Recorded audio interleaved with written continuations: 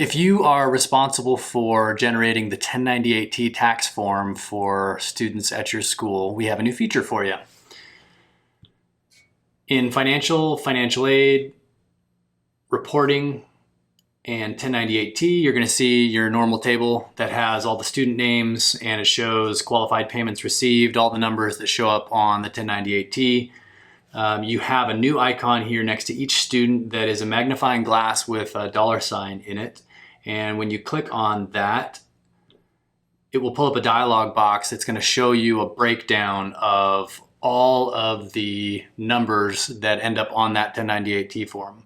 So it's actually going to show you for box 1, let's look at all the qualified payments that are contributing towards that final dollar amount. So to get into a bit more detail, it's going to show you a breakdown of invoices on the left column, and for each invoice it's going to show you the individual tuition and fees that are included in that invoice. The center column is a summary of the payments that are applied to that invoice. So payments can be covered by one, or invoices can be covered by one payment, or it might be covered by multiple payments. So it's going to show you a breakdown of which payments are applied to that invoice.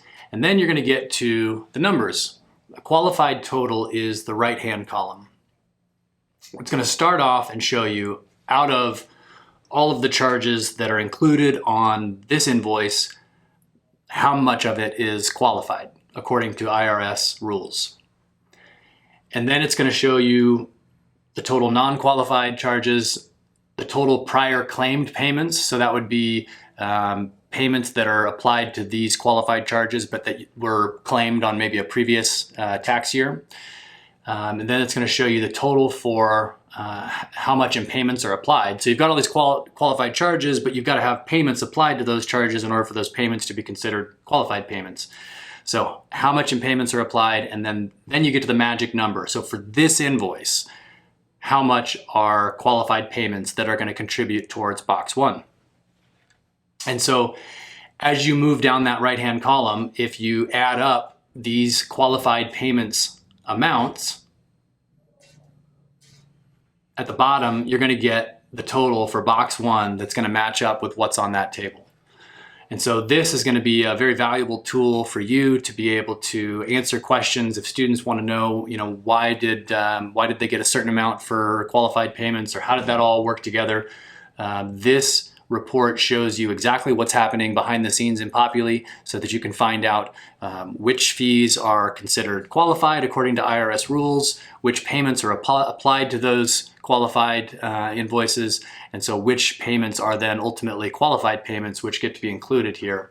And then you also get to see the other boxes and what numbers are contributing to the other boxes on the 1098-T.